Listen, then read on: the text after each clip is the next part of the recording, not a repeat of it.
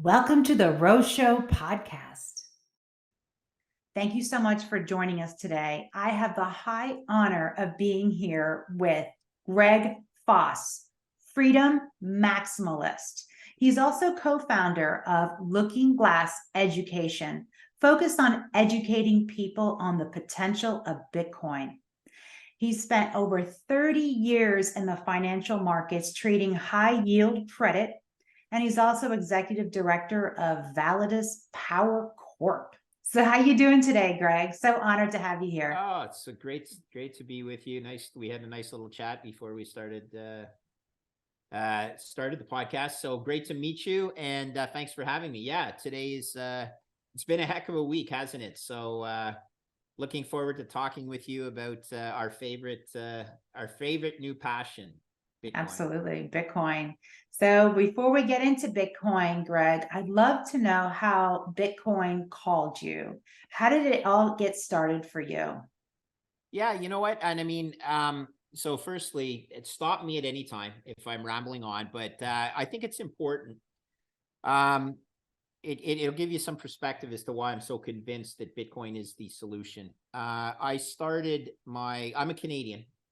I grew up in a city, Montreal, which most of your viewers should know where that is, but may not know. It's a French Canadian province of Canada. Mm-hmm. I'm English Canadian though. My wife is French Canadian. Not that that makes any difference, but in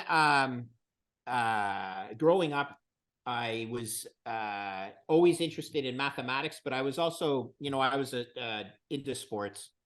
And I was lucky enough to get accepted at McGill University, which is a very fine engineering institution in Canada.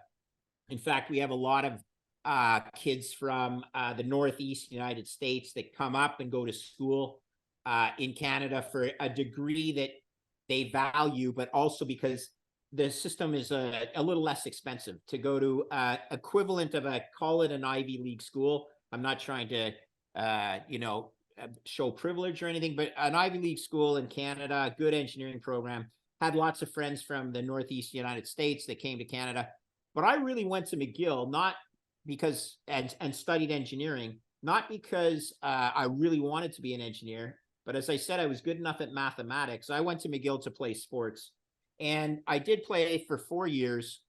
But at the end of the 4 years, I sort of got to an engineering conclusion, and I'm like, I never really wanted to be an engineer. Like I understand math. I'm decent at mathematics as engineers go, but if you're good at math as engineers go, you're really good compared to the run of the mill population. So I got lucky in that I scored really well in a graduate management admissions test for an MBA application, but I didn't have much money, and I applied to one school in the United States and 4 schools in Canada. And that one school was in your state where we talked, you live in New York State, Cornell University, which is in upstate New York, about a 5-hour drive from Montreal, really beautiful part of the world, Ithaca, New York. And I applied there, and I was lucky enough to get accepted as a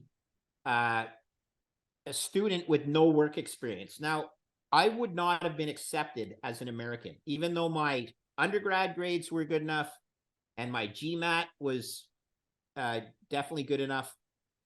I did not have any work experience, but luckily for me, Cornell was building an international presence, and they said, hey, here's this kid from Canada. We're going to let him in. And I got in. And man, oh man, it was a life-changing experience because firstly, I got to live with 6 university kids who were undergrads, not in my graduate school, but we had a link through a fraternity. And I was living with them in an off-campus house, and I was able to have fun with the undergrad students because I was only 1 year older than the undergrads. But then I had business school, and I could hang out with the business school and everything. And 2 years went by, and I got to experience why the United States is so different from Canada. Even though we seem like we're the same, you might not think we talk like the same, but at the end of the day, we certainly speak English. So we're very similar, but the cultures are quite different. And these guys remain some of my best friends. In fact, we just had a really fun meetup in Las Vegas, just at the end of the fall. And I've experienced the United States. I understand what makes that nation really great. I love the Ivy League school system. I know what privilege is about in the United States. I also know some of the problems you guys have. Not that Canada doesn't have their own problems, but so that was my schooling. Okay. And I could have worked on Wall Street. I had, I can't say a number of job offers, but I certainly had some opportunities, one in particular, but I came back to Canada and to work for Canada's largest financial institution, which was and still is the Royal Bank of Canada. And Royal Bank of Canada is a very large bank globally. In fact, it currently ranks as what's called a GSIB, a globally systemically important bank. And that's because even though the population of Canada is only 1/10 the size of the United States, and even though our gross domestic product, which is the value of our economy in Canada, is actually smaller than the economy of California, even though we are a G7 nation, Canada's banking system is different than the United States. We have only 7 banks that span coast to coast banking, and therefore those banks on a relative basis are large. They would, at the time, they would have ranked the same size as, this is going 30 years ago, the same size as Manufacturers Hanover, Chase Manhattan, Bankers Trust. All of those banks have been acquired. JP Morgan, which has acquired JP Morgan Chase. Royal Bank of Canada was around the same size. And I got a job back in Montreal working for Royal Bank of Canada. And I was working directly for the CFO, the Chief Financial Officer. And it was a pretty high-powered job for a young kid. I was 1988, so I was 25 years old. And I happened to graduate right at the time that the world was wrestling with the Latin American debt crisis. Okay. So I know you told me how old you are, and I'm not going to dox you. You probably remember what that was, but most people don't remember that.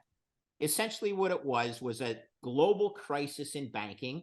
Interestingly, similar to what we are experiencing today, global crisis in banking driven by loans made to LDC countries, what stands for lesser developed countries, primarily Latin America, but it also included Asian countries, the Philippines, Vietnam, etc. That being said, in 1988, the global banking system was in big trouble. And you had a Treasury Secretary in the United States by the name of Nicholas Brady.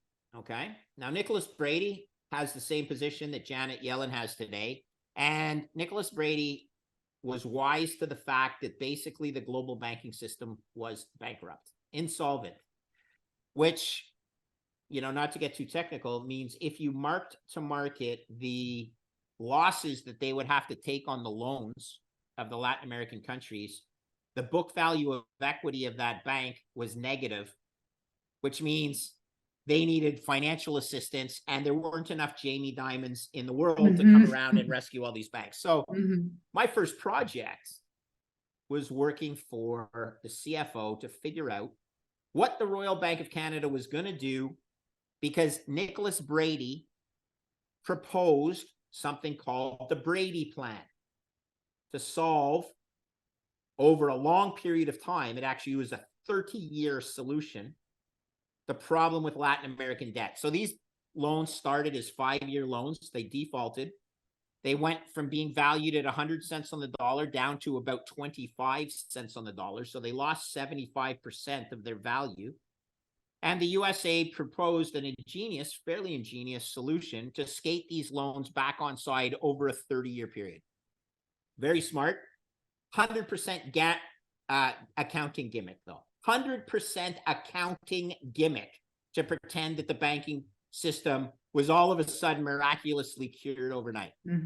Anyway, what I was able to figure out was, oh my God, Canada's largest financial institution was the equivalent of what First Republic was, which we just went through, which meant a bank whose assets, if you mark them to market, a bank's assets or loans, if you mark them to market, the loss that you would have had to take on the mark to market would have written off against the equity, makes the equity worth less than zero. Well, that's not a good thing in banking. You can see what's happening now. Well, this is the situation in 1988, not just with the Royal Bank of Canada, but with all other money center and globally systemically important banks worldwide. So here's a little story, though. This is how crazy it is. I go to the CFO. His name's Emil, and I go, Emil, we have a big problem. And his exact words to me were, I know, don't tell anybody. All right. This is unbelievable. Okay. I'm 25 years old. I come out of school, 6 years of pretty good schooling. Never once. Certainly they shouldn't have told you in engineering, but you think they might have told you in business school, MBA. No, not one word that the global financial system was essentially balancing on the head of a pin. Citibank stock was down trading at like, $2 a share. There was this big, if I remember correctly, Saudi Arabian prince that had taken a huge position in Citibank stock. Anyway, it wasn't just Royal Bank of Canada, it was the entire system. And I'm 25 years old and I'm like, the Royal Bank of Canada is essentially bankrupt. This is bogus. But what can I do? Am I going to go to the Wall Street Journal and they're going to be like, who is this kid, 25 years old? Get the heck out of here, kid. Like, you're bugging me. And by the way, you'll never work in finance again, right? You've just torpedoed your whole career. So I had student loans. I had to balance the pluses and minuses. But in my head, this was my orange pilling moment. Although Bitcoin didn't exist, I'm like, this is unbelievable. This fiat system is a Ponzi. So you asked me when I first found out I needed Bitcoin, 1988. Wow. When did I find Bitcoin? 2016. Now, the difference is, even when I found it, my first impression was it had to be some sort of Ponzi because that's what the newspapers said it was. But luckily, I actually did some research. And I said, oh my God. And the thing that orange pilled me, this might help some of your listeners. I watched the blockchain in action. I went to a website. It was called tradeblock.com, but you can go to a bunch of different ones. And you can watch the Bitcoin blockchain in action. And I saw this and the mempool and the transactions flashing across the screen. And I'm like, oh my God, this is value being transferred anywhere in the world with no intermediary. And it's decentralized. Nobody controls this. I said, and I'm an engineer. Remember, I'm visual. I'm a mechanical engineer. This is like watching an engine work. And I'm like, this is absolutely beautiful. And I went down the rabbit hole in 2016, and I am still going down the rabbit hole because I believe that Bitcoin solves so many things in the world. Most importantly, it solves the fiat Ponzi. And very fast forward from working at the Royal Bank, what did I do? Well, the first thing I did is I went to the CFO and I said, you know what? These Brady bonds solution, this is a pretty cool solution. I think these bonds are very valuable. We should buy more. And that's like telling a guy who's just blown his brains out, buy some more gunpowder so you can blow your brains out again. Certainly the CFO is like, forget it. We blew our brains out at 100 cents on the dollar. Why would we buy more at 25 cents on the dollar? Typical idiot banker thought. I'm not saying that my boss was an idiot, but certainly if he had taken it to the board of directors, there's no way that the Royal Bank would have bought more. Everyone's trying to lessen their exposure, not increase. But those bonds matured over time. They went from 25 cents on the dollar and matured at 100 cents on the dollar over a 30-year period. But guess what? At one point, they were priced as high as $140 per $100 loan because of changes in interest rates, improvements in the credit quality of Mexico. So what have I done for 30 years? I've traded bonds, okay? I went from Latin American debt to high yield credit, which otherwise pejoratively is called junk debt. I was one of Canada's first high yield bond traders. You guys had Michael Milken. We had nobody in Canada that was that, impressive. That being said, we helped to develop a market in Canada, a high yield market. I went to the hedge fund side and I worked at 2 separate hedge funds. And I participated in 5 financial crises in my life. Mm. And so I think I've been through, I've paid my dues. I've been through a few things. And currently we're going through the 6th one. Mm-hmm. And this one is pretty scary, although I'm not managing money for anybody but myself. The script is the same. And it's all because of the Fiat Ponzi, okay? And people are getting more wise to it. Even your kids, you would say, they're smart. They understand that. How can the government just put money in your bank account when you haven't done any work to earn that money? How do they create this money? Oh, they just create it out of thin air. Is that not going to have repercussions like inflation and debasing of the existing money? Yes, yes, yes, yes, and yes. And we're living it now. So I found Bitcoin in 2016.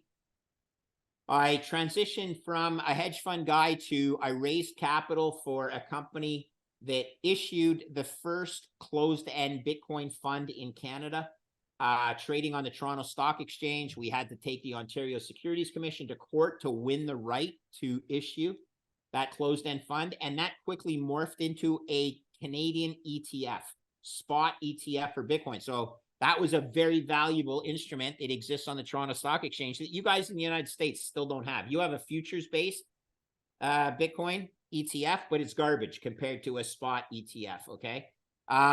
So I did that, and then I started getting interested in the power business because Bitcoin is energy. Bitcoin is digital energy. I'm an engineer. I'm part of a company that owns 4 power plants. We mine Bitcoin. I think Bitcoin is digital energy. We could get into so many different things, but that was my career in almost 15 minutes. So I really apologize if people's eyes are bleeding. It's because look, but I'll just tell you, I think I'm in a unique situation to appreciate all the qualities of Bitcoin that I told you I'm 60 years old. You got to get a little bit of gray hair sometimes when you're managing money. As smart as the young kids are in the world, they haven't gone through the cycles, the economic cycles, and the financial cycles. So that's what I bring to the table. Absolutely. And yeah, let's talk whatever you want. Greg, thank you so much for sharing all that. You bring so much to the table, and we're so fortunate in the Bitcoin community to have someone like you with your vast experience. And, it's so important, like you said, to have people with the gray hair, to have a diverse, we need the young people to understand and to take this whole enlightening forward. But we also need people like you and my husband who are educated and experienced. And I always talk about that. I went to business school as well, got my MBA, and I also got a degree in economics and everything, but nothing compared to running my businesses. I'm a serial entrepreneur, and I've never had a boss. I came out of college and I started a real estate business. And, it was hard, very hard. But in challenges, we find opportunities. And I learned that a long time ago. And we have so many challenges exponentially increasing nowadays. You experience these crises, these financial crises. This is the 6th time for you. And I've lived through many myself, and there are solutions. And Bitcoin is absolutely the viable solution that I see. And I always say the same as you. Do your own research. We're not here to just preach to people. We want them to realize it on their own. And once you do your research, it all makes sense. And even my 13-year-old is like, but if they keep printing money and the supply goes up, doesn't the value of what I have go down? I mean, this is just a 13-year-old, right? And I mean, he, and he gets it. And he said that to me. And I'm like, absolutely. And so, it's funny you say they call Bitcoin all these names like Ponzi scheme. They say Bitcoin, but it's like projection. They're projecting what they do. it's like they're some Ponzi scheme, like you said. Yeah. I love how outspoken you are, because you Mhm. speak the truth, and we need truth. Bitcoin is truth, and we need agree. more people who speak the truth. And you know, it's like they're projecting. And you know, it's so important to spread awareness and to enlighten people that there are solutions to the current debasement of all fiat currency. You know, there's just no way around it. As they keep printing, the value will go down. Bitcoin has 21 million. That's the magical number, you know, and that can't be corrupted. And I love that, you know. So it gives me an idea. There's a young gentleman. I think he's probably the similar age as your youngest. He lives in Florida. I'm going to meet him at the Bitcoin Miami conference, and he has a Twitter handle called @Gen Z, so Generation Z, and then the number 4, and then BTC. Okay, so Gen Z for BTC, and he has some ideas as how he wants to promote education for the Gen Z crowd. It would be cool if you know, we made plans to meet Absolutely. with you. If I introduce him perhaps to your 13-year-old son, maybe Would those love two it. kids And our can take the world. 15-year-old too would love it. And our Okay, so 17-year-old. take the world by storm, okay? Because Well, I'll do it. so I think he's I don't want to tell too much about him. I know his name and everything. I'll leave that alone. Yeah. But I think he might be the son of a single mom who were struggling to make ends meet, but very disciplined. His mom reached out to me. So I'm going to meet him down in Miami. Gives me some thoughts as to, you know, I mentioned to you prior to that my friend Natalie is doing a Women in Bitcoin meetup. I hope that the women in Bitcoin will embrace, and we're not trying to exclude or, and when I say we, I mean she is not. But look, I'm a fat 60-year-old white guy, and I'm part of the problem. Okay, because I worked on Bay Street and Wall Street my entire career, and I did pretty well. Okay, not as well as Jamie Dimon and some of the other people, but I certainly didn't struggle. And you know, the fiat system provided very well for me and my family. I worked hard, and there was a lot of stress, but ultimately, I feel guilty about the future that we're leaving our children because we are a bunch of selfish old boomers who have done nothing but pull forward the gains that should accrue to our children. Excuse me. So part of my, you know, you mentioned Looking Glass Education, an education platform that I'm involved with, is to give back to the kids. And when I say give back, maybe not give anything except try and make the future somewhat more opportunistic and egalitarian versus the situation that currently exists where you have, you know, the top 1% and then the rest of the world. And I'm looking forward to, again, this will be my 3rd Bitcoin Miami conference. I'm looking forward to meeting new people. The Bitcoin Twitter community has been amazing. So shout out to the Women in Bitcoin lunch, and then this young man who's going to introduce to your kids, and maybe together we can all make a difference and make up for the Jamie Dimons of the world who's still trying to gaslight you and say things like, oh, Bitcoin, it's some sort of Ponzi. No, Mr. Dimon, the Ponzi is fiat.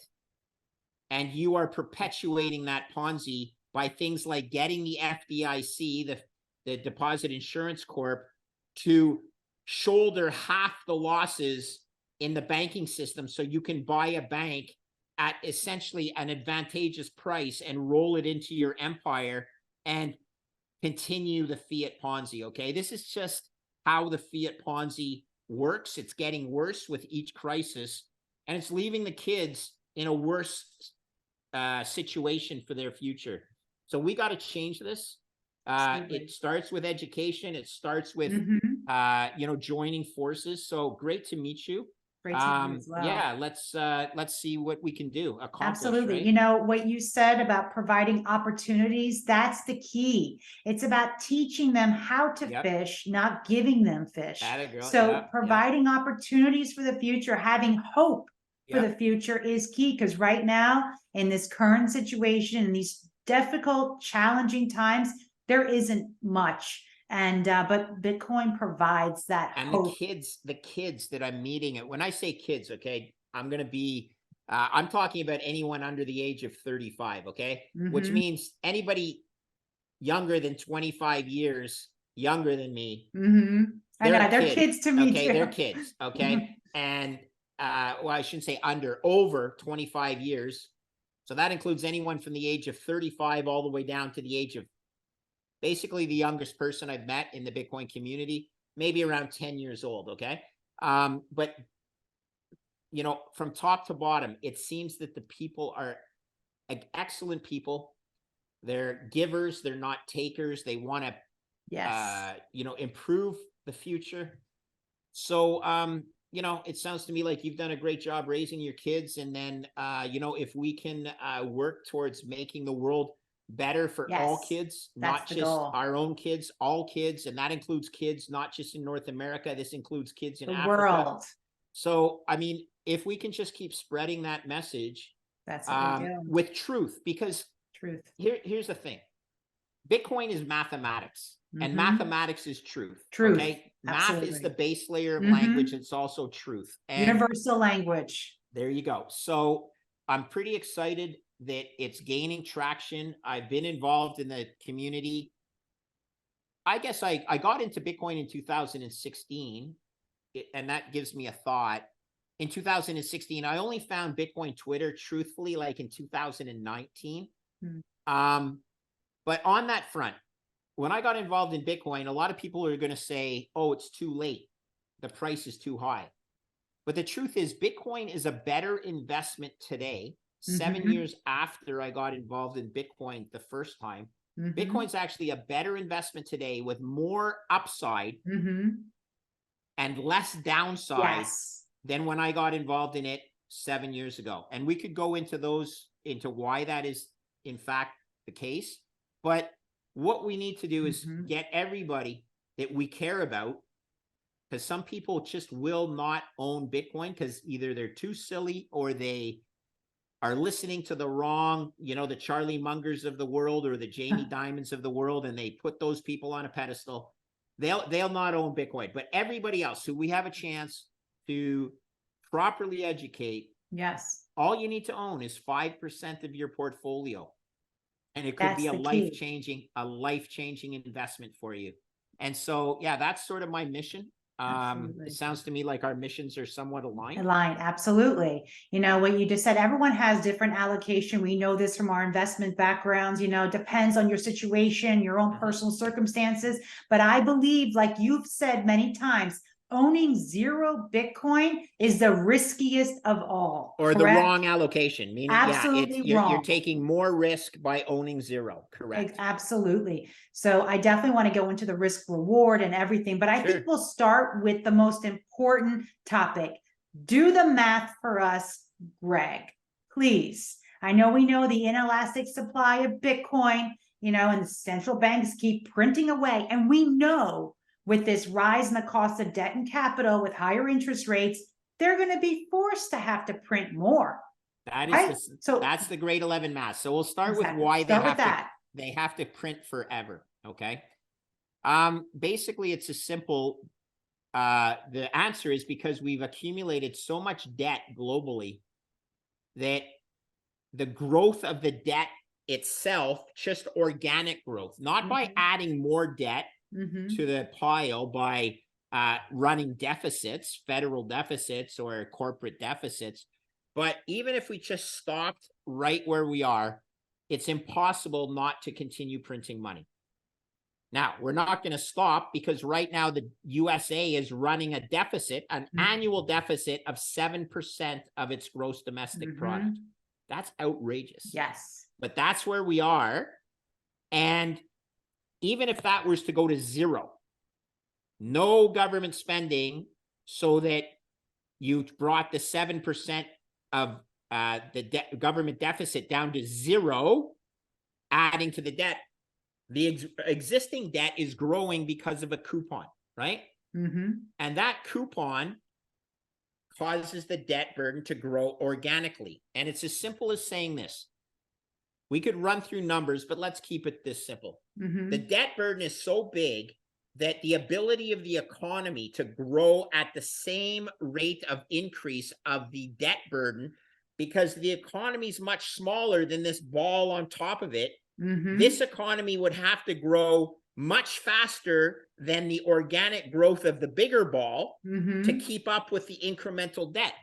You can't do it. Mathematically impossible, which means you are going to see continued quantitative easing, and I like to call it quantitative easing infinity, which means fiat debasement is 100% certain.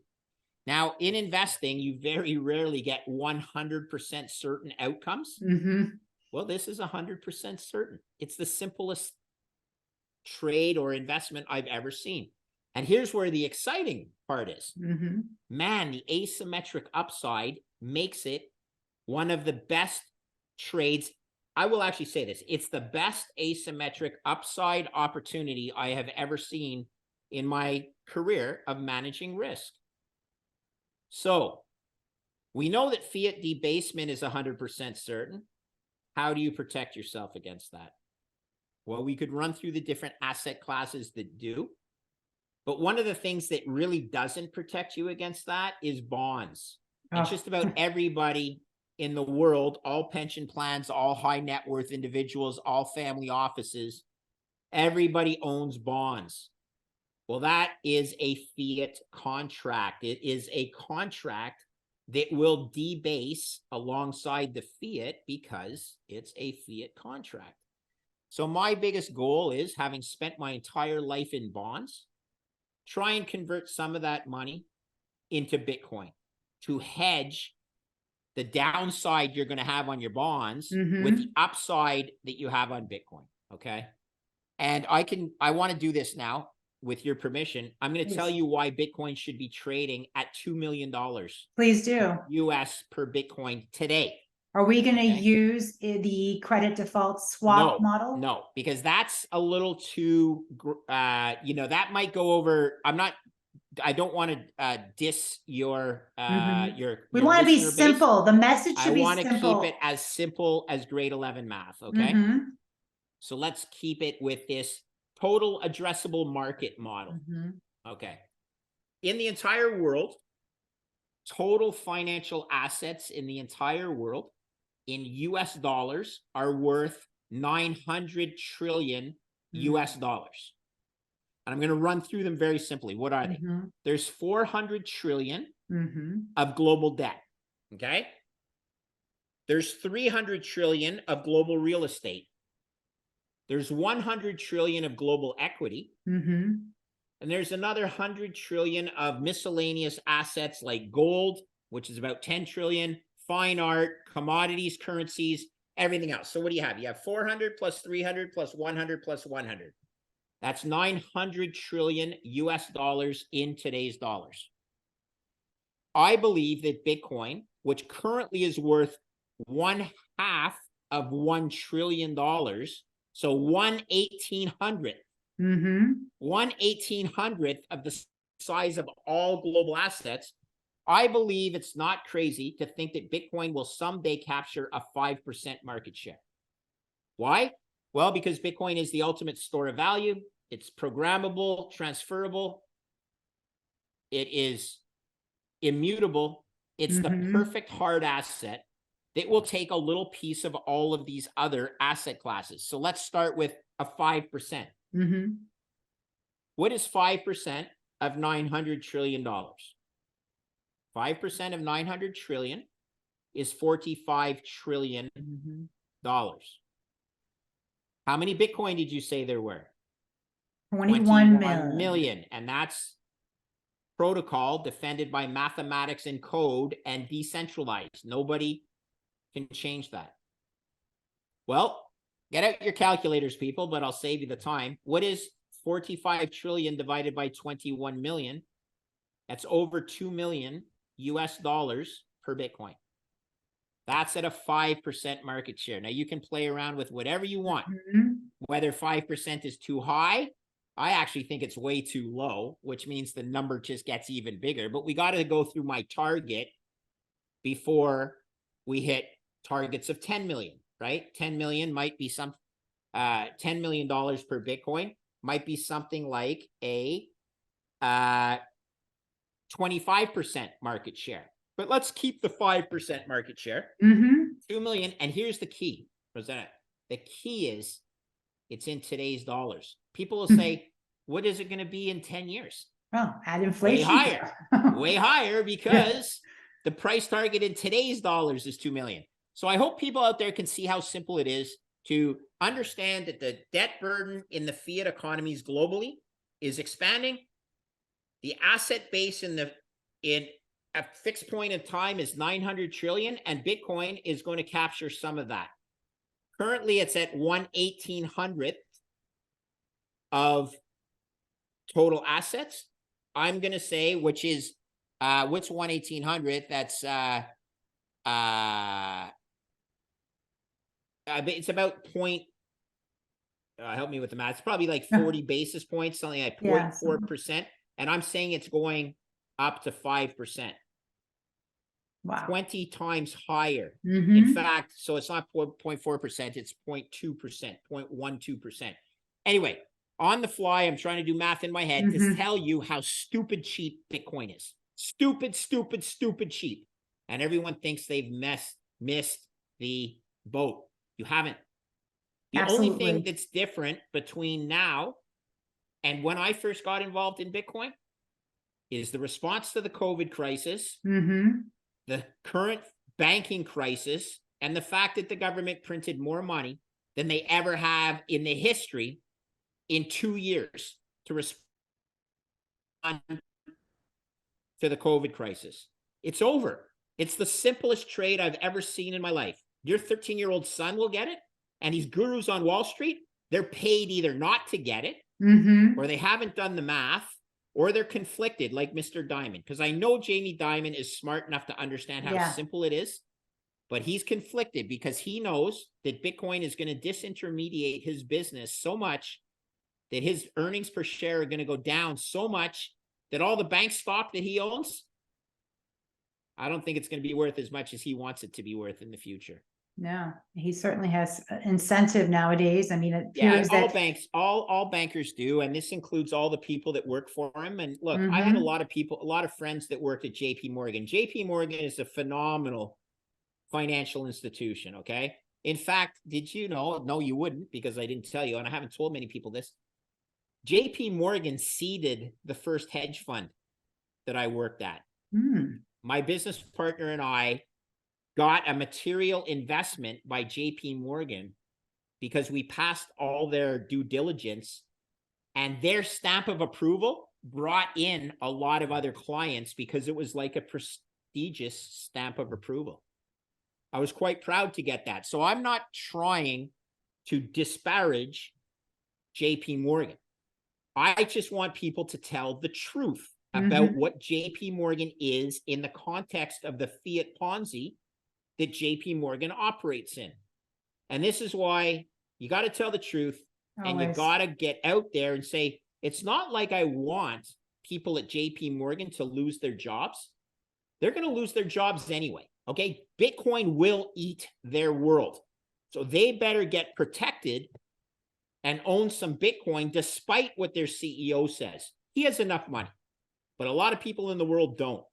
And they need to protect themselves and keep their hard work and energy, time and energy, stored in an asset that will keep pace with the debasement of fiat, which is to say Bitcoin goes up in value, firstly because it's cheap, and secondly because the unit of account you're measuring it against is going down in value. So, you know, Bitcoin's the most beautiful hard asset I've ever seen. Other hard assets, I would never tell you to sell gold to buy Bitcoin. Some people would. I'm not going to.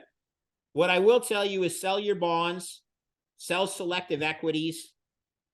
If you really need to, if you have, you know, if all you have is, you're a college student and all you have is $10,000, well, you could easily go higher than a 5% allocation into Bitcoin. But everybody's different. Everybody's portfolio and risk tolerance is different. Just own something more than zero. And Exactly. everybody is the key. So, you know, we could Yeah. talk about that, and you know, you take this conversation where you want it to go. Oh, well, there's so much, so many directions we can go into. I love the whole idea of Bitcoin as a global reserve asset. And with your simple math, it all makes sense, you know, and then going to a 5% of the global, you know, there you have Bitcoin at 2 million. Yeah. You know, it's an insurance policy. And I know you I call love it it. that. It's an insurance policy and that we all need to have. And, you I know, agree. I want to first get into the current state of the economy, inflation. Okay. Okay. And we have to bring in Mr. Powell for this one, because before we can really understand the solutions, we need to fully understand the current system and the challenges that we have. And they're only going to get worse. This is your 6th financial crisis. So history's rhyming for you. What are you seeing unfold in front of you? Do you think that they're going to keep printing? You know they're going to have to keep printing. And inflation, entrenchment, it's embedded all across the board for companies. Margins are compressed. There's a dilution of value. How do you foresee, what do you think how this is going to play out? Do you think that the fiat will eventually all collapse? What are your thoughts going forward? So, well, look, history tells us that every fiat will always fail. Mm-hmm. The question is when.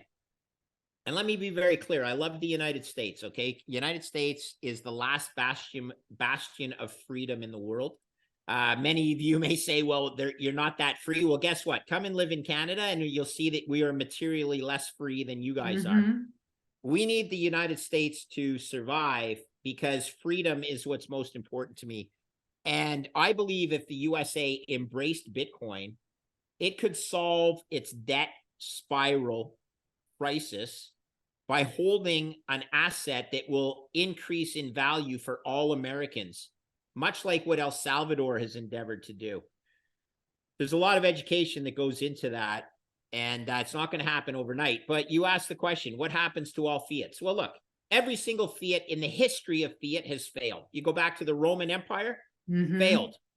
You go back to all through the Middle Ages, fiats fail. Why? Because you have to trust the money printer not to abuse the money printer.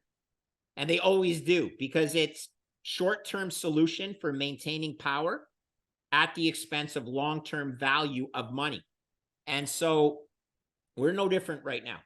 The mathematics are, we laid it out, very simple. Fiat is 100% certain to debase. That doesn't mean it stops working or it goes to zero overnight. Certainly in some countries, it already has, like Venezuela. Argentina is on their way.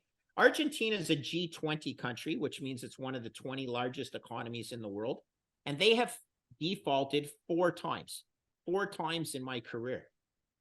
What are people foolish to lend to this serial defaulter? Like, well, yeah, they are. And this is how short-term oriented they are versus long-term, low time preference Bitcoiners. But you see these countries failing all the time and the fiat's failing. Eventually, it's going to happen to a G7 country. What country do you think will be the first G7 country to fail? Canada? Unfortunately, the guy's living in your attic, okay? That's me. The Canadians living in your attic, luckiest country in the world, by the way, to live in the attic of the United States, defended by your military, #1 trading partner with the most prosperous economy in the world. So Canada, the USA have very good free trade agreements, allows for prosperity in Canada, and we're a G7 country. But as I mentioned before, our economy for a whole country, and we're basically a ribbon. Did you know that 90% of Canadians live within 100 kilometers or 60 miles of the US border? Yeah. We're a ribbon, okay? We're a huge country, but we all live right along the border of the United States. So that's why we're in your attic, okay? And your attic is pretty small. It's a big attic, but we live right on the ground, you know, on the floor of the attic. We're less important than California. So we have a prime minister who's a bit of he's math challenged. Okay. Mhm. Our prime minister famously said during the COVID crisis that the budget would balance itself. Wow. That is so embarrassing that the CEO of our country is so math challenged that he goes out and tries to gaslight the public that the budget will balance itself. That's kindergarten talk, okay? Mhm. It's irresponsible. It's taking away from the future of the kids in Mhm. Canada, because budgets don't balance themselves. And if he actually had been the CEO of a publicly traded company that needs to take care of its finances and can't print money, he'd be fired on the spot. His stakeholders would demand, get out of the CEO suite. Mhm. You're a buffoon. Okay. You can't say something like the budget will balance itself. Anyway, Canada's prime minister believes that budgets balance themselves. Well, they don't. And that will penalize kids in Canada for years to come, because we have abused the money printer in Canada, just like the United States. But Mhm. we're much less robust than the United States. So Canada, I hate to say, is leading the charge to be the first G7 country to default. Wow. Pure math. It is, absolutely. A lot of Canadians don't want to hear that. So what can we do to change that? Well, here's where it gets exciting. I would love if our valuable natural resource. Did you know that Canada has more oil reserves than Saudi Arabia? I heard that, something like that. And that's because Wow. most of our oil reserves are heavy oil, which is like tar sands and it's like oil from Venezuela. But Saudi Arabia has this beautiful light sweet crude that, doesn't need as much processing and refining, etc. That doesn't matter. Our reserves are larger than Saudi Arabia. Imagine if we priced our oil and natural gas in Bitcoin rather than in US dollars. That would be brilliant. Because as an engineer, I view Bitcoin as digital energy. I think I said that. I've been on a lot of podcasts. I love that. Well, stick with me then. If you believe in the law of conservation of energy, which all engineers do, energy can neither be created nor destroyed. Well, Bitcoin is digital energy created through the proof of work function. And take your natural resource energy, and both of them are stores of value of energy, and get paid for your natural resource energy in Bitcoin. And it keeps this ecosystem closed from an engineering perspective. It's beautiful. And if Canada did that, the value of Bitcoin that they get for their natural resources over time goes up, not goes down, because that's what the US dollar does. Damn, we can solve so much stuff. So I would love Canada to do that. What's the chance that Canada is smart enough to do that? Almost zero. Because I think the USA would invade Canada. I say that tongue in cheek if we ever did that. But you know what country is going to do that? Russia. Yeah. And so we better get our act in gear in North America, people, or else Putin is going to win, because he's a pretty smart guy. I'm not saying I defend his actions. Yeah, the world is full of, but you're saying truth. He didn't just fall off the turnip truck. Okay? Yeah, exactly. So many ways of solving the debt spirals of the various nations around the world using a pristine asset called Bitcoin. So you mentioned it. I believe Bitcoin will become the global reserve asset. It could still mean that the United States maintains its global reserve currency, but that US treasuries will no longer be global reserve asset. Bitcoin will be. And you can't fight that, because people are, international investors are shying away from buying more US treasury bonds for a number of reasons, including the fact that, the USA can freeze those investments. Russia experienced that, freezing their US treasury assets. But the other reason is because the USA has so much debt that they're going to print more US treasury bonds. So what does it mean likely? Well, that the value of those US treasury bonds are going to debase. So, we have like 5 or 10 minutes left. We've done some really not real deep digging in terms of why everybody needs to own Bitcoin. But why don't we all agree that it's pretty simple, the case for owning Bitcoin? And what I need people to understand is everybody overthinks things. Sometimes the simplest trades, people make them the most complicated because they say things like, well, what if they're going to get banned by the government? Or what if quantum computing comes in? Now, we can have arguments over that. But all I will say is if I have a price target of $2 million US in today's dollars for Bitcoin, and it's trading at 30,000 US, the market is basically, and I could run through the math there, the market is basically telling me I only have a 1.5% chance of being right and a 98.5% chance of being wrong. And the way I get there is you take the price of Bitcoin, 30,000, you divide it by 2 million, because they're both in today's dollars, and you get 1.5%.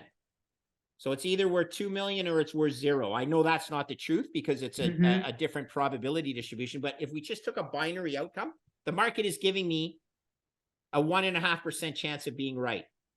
So I know for sure that fiat will debase. And I think Bitcoin is the solution, but I'm not positive. But I'm way more positive than 1.5%. Is that fair? Do people understand how you do expected value like that? And if you do, please understand that that's why it's so simple, that you need to own some. Absolutely. And if you don't understand what I just said, well, perhaps you shouldn't be investing your own money. You better find a professional investor to do it for you. And if you actually believe Nicholas Nassim Taleb, and then Taleb, who loved Bitcoin but now hates it because he's in a little bit of an argument with Saifedean, he's wrong. He's a mathematician and he understands this, but he's taking hubris over logic. And I don't need to get into a fight with him because he's the smartest mathematician there is around. And he says it, you know, because it has to be true because he says he's the smartest man on earth. Fuck him, okay? You can edit that out. Fuck him. He is giving bad advice to our children. And I'll say the same thing to Charlie Munger, and I'll say the same thing to Jamie Dimon. Please edit that out. And if you don't need to, you can find, or if you need to edit it out, but you can find me online saying the same stuff because I'm a trader. And sometimes I get very emotional. I swear, because I care. We love your truth. We have to tell the truth. Yes, right? So and unfiltered, and it will remain. There's so many things we could talk about, but you mentioned biases, and we have status quo bias, we have recency bias, you know, T-bills, everyone calls them risk-free. Are they really risk-free is the question, right? No. And that's the status quo bias. You know, our goal is to improve the accuracy of our judgments in order to maximize the expected value of our choices. And I love your language. You've obviously done some portfolio management. So yeah, and I'm also focused in applied and behavioral economics. So it's very important. Cool. And decision sciences was actually my undergraduate degree. Is that right? And, well, that's cool because the greatest danger to human efficient human investing is their cognitive biases. Yes, absolutely. And heuristics. Well, they sell their winners and they hold on to their losers when in fact you should do the opposite. And they add to their losers, and then they add because it's got to come back, and they like to buy a penny stock that's 2 times overvalued versus buying a stock that trades for $100, but it's 50% undervalued. I mean, these people are, the human brain is very dangerous for proper portfolio management. That's why sometimes computers actually do a better job of investing than humans do, because you remove the impulsiveness, the biases and the reactions from your emotions. Now, I want to end this on a simple note because, you know, we all have bandwidth constraint and we're bombarded with so much noise and too much information, and our minds are serial processors. So we want to simplify the message. We know it's simple math, and you've explained it so beautifully for all. And one last thought. Why is the reward of owning and buying Bitcoin now greater than it was in the past? With the certainty of how the government has responded to the COVID crisis, they've printed more debt, so it makes the debt spiral 100% certain. Believe it or not, up until 2018, there was a mathematical escape. It was unlikely, but there was a mathematical escape. Now with all the new debt they've added, Yep, there since is no COVID. mathematical escape. Mhm. Okay, so that's one. What's even more important? Bitcoin has 7 more years of TikTok next block. Okay. The adoption has increased at a faster rate than either the internet or cell phone adoption. If you don't believe me, look to Fidelity Yes. Investments. Do you guys know what the price target Fidelity Investments has on Bitcoin? Do your clients know? I'm going to tell you. You may not believe it. $10 million by the year 2030. 30, okay. And at one point in time, $1 billion, $1 billion per Bitcoin. Wow. Okay, now this is just way too, like, now we sound like we're really past the glue bag, okay? We're all sniffing glue here. Yeah. Let's just start with $2 million, all right? And see how simple that is. But Fidelity, one of the top asset managers in the world, those are their price targets. Wow. Now, it is out 10 and 20 years down the line. So what it means is the dollar has gone down such that a dollar today is worth like a dime in 10 years and is worth a penny in 20 years, which is true because that's the way the math works as well. But don't overthink it, people. My God, please just avoid overthinking. the human behavioral analytics that you have studied. And yeah, so look, I'm looking forward to meeting you and your family in Miami. I really think what you do is so valuable. Thank you. It's nice to meet you. Nice Thank you meeting for you. I reaching can't out. wait till you meet my husband. He's like an engineer, inventor, Okay. disruptor of equipment. He did so much. And Nice. yeah, and he's also an attorney and entrepreneurs. And he just is the most contrarian thinker. And Nice. we've been married now almost 25 years. Congrats. So Yeah. thank you. And Well, so I'm looking forward to you meeting him. Well, and I'll show you a kids. picture. I'll show you a picture of my great uncle who designed Canada's first motor car. Oh Truthfully, my gosh. it's called the Fossmobile. You can look it up online. So Beautiful. fossmobile.ca, not .com. And Henry Ford asked my great uncle to go in business. Wow. And my great uncle said to Henry Ford, no, these things will never catch on. So he only made one Fossmobile, and he could have been part of a great American company called Ford.